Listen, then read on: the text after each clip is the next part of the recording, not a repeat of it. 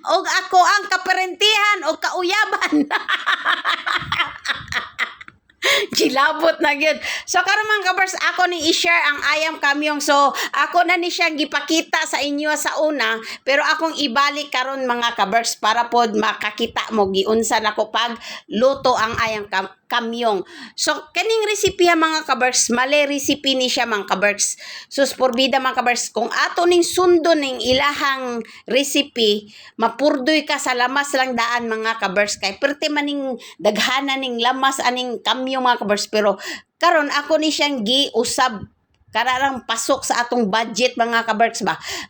Basta ang importante lami siya pagkaluto, kanang iyang lasa ba, di ba? So mas ganahan ko magluto og kanang Chinese na pagkaon kay gamay ra kay siya og mga ingredients mga kabars. Pasok sa budget ang imuhang kuan ba kung Chinese imuhang recipe. Naalang kay garlic, ginger o kanagay sibuyas dahon.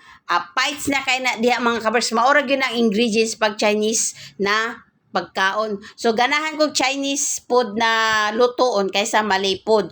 So purbida mga kabars, porting kapuya din ni mag voice over mga kabars. Kapito na ni akong balik-balik sige voice over. Murag maputol akong tilaok sige voice over sige balik-balik kay daghan sige panawag. So karon mga kabars, dili day lali mag sige voice over. Unya tagaan ra kag income na kuan.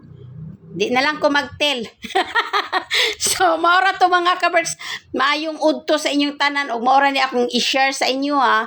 Unta pa dahi magsuporta sa ko. O dili mo mapulan no. Kung mapulan mo, wakoy mahimo. So, maura to mga kabars. Dagang salamat. O ayo-ayo mong tanan da. Enjoy.